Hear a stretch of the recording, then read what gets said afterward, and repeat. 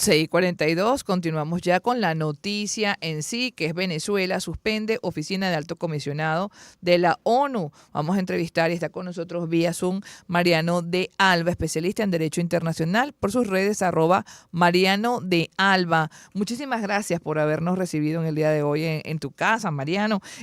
Por supuesto, se sabe que costó mucho tiempo que se instalara esa oficina en Venezuela. Fue un proceso también arduo y parece haber terminado de esta manera. ¿Qué significa esto para el país? Bueno, yo creo que es un desarrollo muy preocupante. Como tú bien dices, tomó tiempo y esfuerzo internacional y también por parte del gobierno de Venezuela que esa oficina Ujú, estuviese trabajando en el país. La oficina, hay que recordarlo, tenía como objetivo principal prestar asesoría técnica al gobierno de Venezuela para que el gobierno de Venezuela pudiese hacer un mejor trabajo en el respeto de los derechos ujú, humanos. Y ahora, pues, si efectivamente se termina de concretar eso, porque realmente no está claro de los términos del comunicado si realmente, pues, van a tener que salir de manera definitiva o solamente se trata de una especie de amenaza para tratar de que la oficina se retracte de las declaraciones que hizo con respecto a la detención arbitraria de la señora Rocío San Miguel. em, pues si efectivamente se termina cristalizando esa amenaza, obviamente Venezuela va a estar en una peor posición de promover y proteger el respeto a los derechos humanos. Y eso es algo muy preocupante, sobre todo si tenemos en cuenta que en parte esta oficina se instala en el país bajo el reconocimiento de que ujú. Venezuela no estaba realmente cumpliendo con esas obligaciones que no solamente son obligaciones internacionales, sino que son también obligaciones que tiene el Estado venezolano conforme a la propia Constitución del año 1999. Y por lo tanto, pues sin esa asesoría técnica internacional, que siempre hay que decirlo, Naciones Unidas siempre ha sido muy respetuosa, muy cuidadosa en sus términos, en la ejecución de su mandato. em, pues incluso en estos términos, pues lo que vemos es que hay una renuencia, ¿no? Hay una molestia por parte de las autoridades del gobierno nacional a considerar puntos de vista o declaraciones que percibe que son críticas, ¿no? Al ejercicio del poder que están realizando. De las declaraciones de Iván Gil se desprende que en los próximos 30 días se analizará, revisaremos cuáles son los mecanismos de cooperación de esta oficina. ¿Hay casos que hayan sucedido de manera similar a nivel internacional?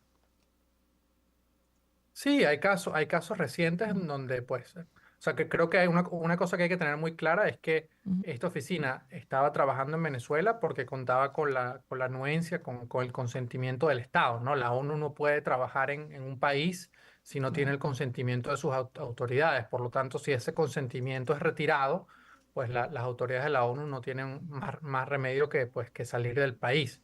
Este caso de, digamos, que se da la expulsión o amenaza de expulsión Ujú. de autoridades de ONU, e inclusive de la Oficina del Alto Comisionado de Derechos Humanos, ha sucedido recientemente en el pasado. Quizás el caso más cercano y paradigmático que tenemos en la región, en América Latina, es el caso de Nicaragua en el año de 2018. Eso es un hecho lamentable en sí porque estos organismos, de una manera muy diplomática, de una manera muy cuidadosa, lo que tratan es, uno, ayudar a las autoridades del Estado a estar en mejor posición para cumplir con sus compromisos de derechos humanos y luego también obviamente juegan un rol de alertar cuando hay una situación preocupante y eso fue lo que sucedió en los últimos días. Y por lo tanto yo creo que esta reacción por parte del gobierno de Nicolás Maduro es destemplada, es exagerada y creo que al final quienes lamentablemente van a pagar el precio de esto son la mayoría de los ciudadanos venezolanos que van a posiblemente quedar en una situación mayor de indefensión ante posibles abusos de algunas autoridades. ¿Estas oficinas están en todos los países o solamente aquellos que necesitan, por una serie de denuncias, mayor supervisión? Básicamente están en los países donde el gobierno de ese país ha sentido a que esa oficina se instale allí para recibir esa asistencia técnica. Ahora, efectivamente, hay una serie de países en los cuales estas oficinas están presentes como parte de un proceso internacional de denuncias de violaciones recurrentes a los derechos humanos. Eso activa una especie de mecanismos, de protocolos internacionales de derechos humanos, pero recordemos que esta oficina se logró instalar Ujú, durante la gestión de quien fue la alta comisionada anterior de la ONU de Derechos Humanos, Michelle Bachelet, que era expresidente de ujú, Chile y tenía muy buenas relaciones con el presidente Nicolás Maduro.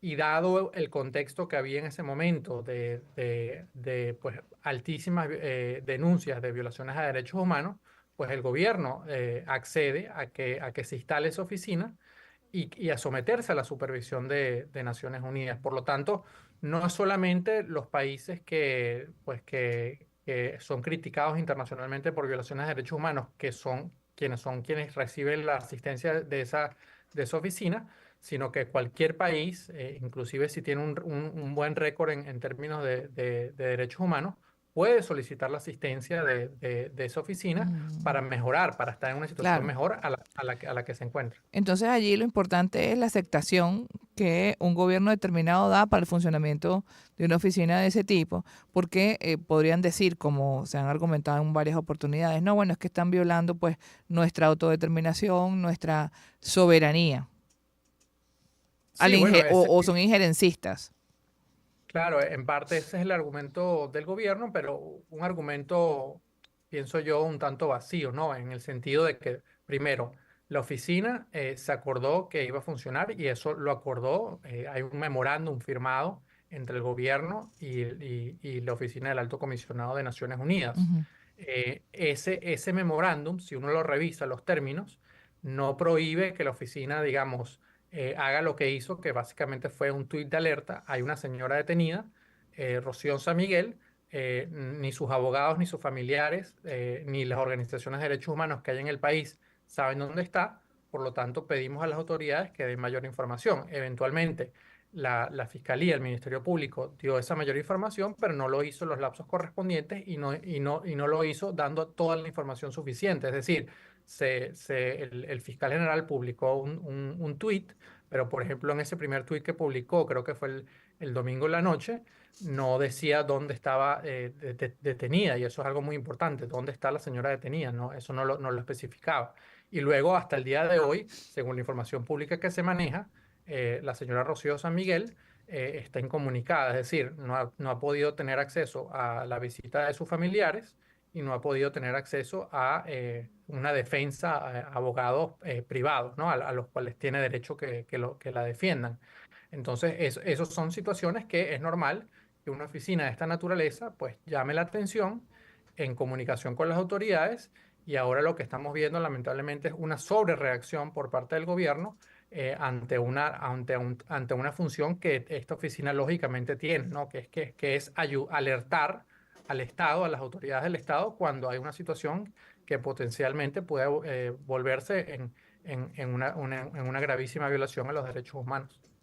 sí, es un tema, recordemos que conversamos con Mariano de Alba, es un tema a considerar y que puede tener un peso específico durante este año, que es un año electoral sobre el cual, que hace que muchos organismos estén sobre Venezuela, sobre cada país cuando hay elecciones hay un foco especial, ¿no? Un highlight. Sí, efectivamente creo que hay atención internacional sobre Venezuela, sobre todo porque el gobierno nacional firmó un acuerdo en Barbados el año pasado con una parte de la oposición venezolana, un acuerdo para mejorar las condiciones electorales de cara a la elección presidencial. La firma de ese acuerdo trajo como consecuencia que el gobierno de Estados Unidos flexibilizara temporalmente su régimen de sanciones sobre la economía venezolana, y por lo tanto hay la expectativa de que no solamente se cumplan los términos de ese acuerdo, es decir, se mejoren esas condiciones electorales, sino que también pues haya un clima, como lo dice explícitamente el acuerdo, un clima favorable a una campaña electoral pacífica y democrática, ¿no? Y por lo tanto, en una situación donde hay detenciones, donde no se conoce dónde es recluida la persona, donde los familiares no pueden comunicarse, etcétera, etcétera. Todo eso obviamente genera preocupación Bueno, nacional y muchísimas también gracias. a nivel internacional. Muchísimas gracias, Mariano, por habernos atendido a esta Muchísimas hora. gracias. Mariano de Alba, especialista en Derecho Internacional. Pueden seguirlo por sus redes Mariano de Alba en Instagram, perdón, en Twitter, ¿verdad? O en X, ahora se llama X. Bueno, muchísimas gracias. Bueno, amigos, así termina esta primera hora de Shirley Radio. Ya volvemos. Tómate un Científicos respiro británicos del día. desarrollaron el primer análisis de sangre del mundo que podría detectar cáncer en el cerebro sin cirugías invasivas y riesgosas. Aquí te contamos los prometedores detalles.